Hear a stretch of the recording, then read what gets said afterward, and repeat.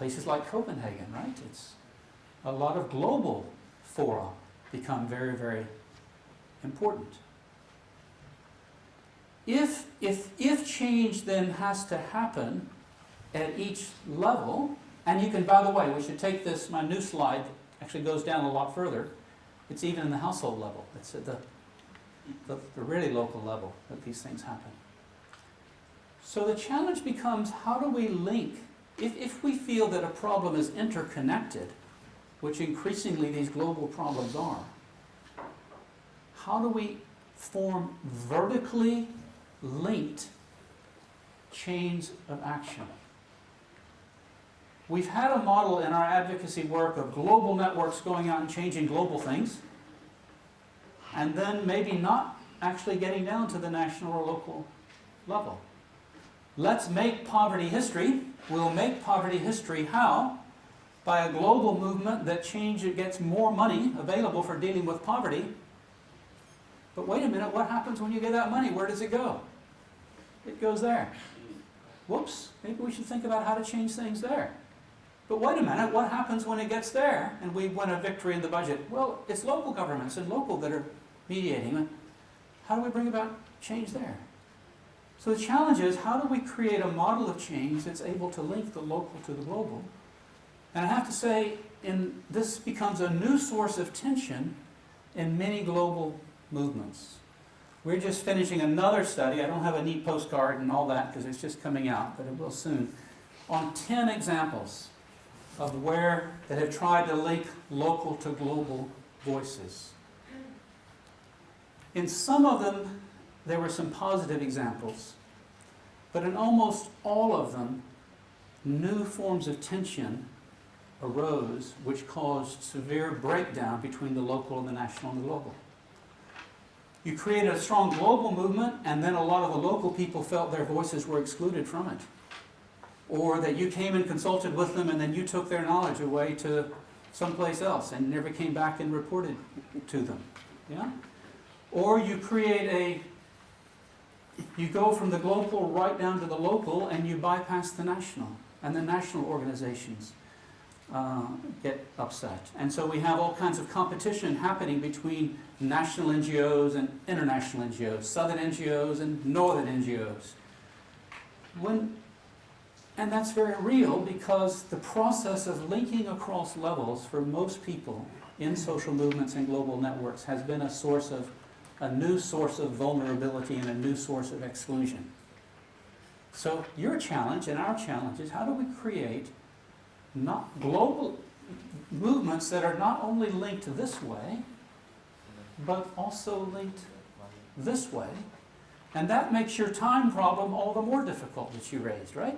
Because what's happening? You've got something going on in Copenhagen, you have to have instant response and somebody's acting there. But meanwhile, there's a group down here doing that slow awareness building at the grassroots level, and they're worlds apart. And what connects them? So again, we've tried to say, where are good examples of vertically integrated global networks that span these differences of these spaces of power? And one example, and I've got a little summary of it on your tables, is a study we've just done of the Global Campaign on Education, GCE. I don't know if you all know this. It's actually one of the oldest of the international civil society campaigns. It was started, like you all are starting, it was started in the mid-90s as it became clear that we couldn't deal with the right to education only at the national level, that something had to happen to realize the right to education at the global level as well. Let's take education very quickly. Who gives the right? Almost every country has signed on to the global right to education. Education for all. Well, if you're concerned about education for all, just like if you're concerned about disaster risk reduction, where do you go to get that right? Well, some people say you go to the local level because it's the local authorities that in the local schools, and we mobilize there. But where do they get their budgets? Well, that's at the national level, and you go and you've got to organize at the national level. But where do the national, particularly in poor countries, where do they get their education budgets? They're getting it from global donors who are setting new rules, usually in closed spaces.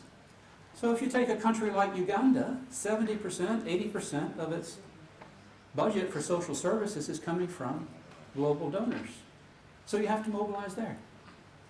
So the GCE was actually one of the best examples because we went and talked to people at every level in Nigeria and India. And we asked them, how do you link to the other level of the movement? And we fully expected the stories that we'd picked up and other things. Well, we don't trust them, they're stealing our voices, they're taking our knowledge, they're speaking for us. But we didn't find that. We found a real understanding and kind of a vertical linking. So we said, why did that happen? And very quickly, there's a long working paper that goes more into this. GCE started with local and national roots. There were strong local and national organizations working on education, and they built up from there.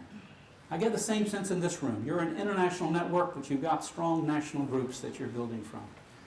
They were very careful to create a representative governance structure as their movement emerged. They thought a lot about who sits on that steering committee and how is it representative of every level.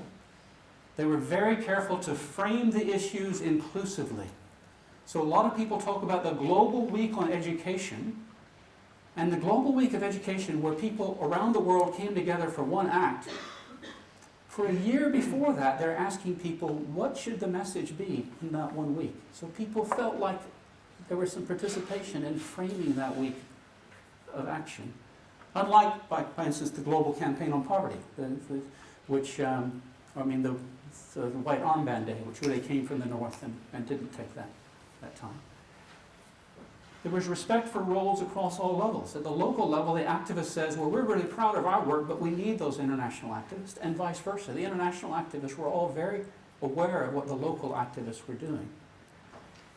And very important, I think you discussed this yesterday, there was long-term resources for sustainability.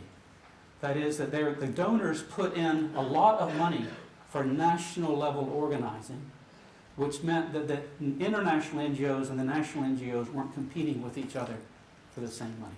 Okay, so that's just one example of how we cross that local-global divide. And you can talk about that more this afternoon when you talk about building your own movement. So, we got the challenge of visible, hidden, and invisible. Got the challenge of crossing the levels. We're okay about crossing the levels? Is that understood? There's another very important factor that I can see here. These are local resources. I'll give you two quick examples. Somalia, everything broke down. In Hargeisa, we saw the schools are still standing up. It was the poor local communities that were sustained. Two, in Iran, very resource rich, not putting enough into schools. 65% of the schools that are being built now are by philanthropists. So I think in this categorization, even the poorest, the local resource base is very important. And not only government, but also non-government. Exactly, and not just waiting for it to trickle down, not just waiting for it to trickle down from above. Yeah? The point about the levels question?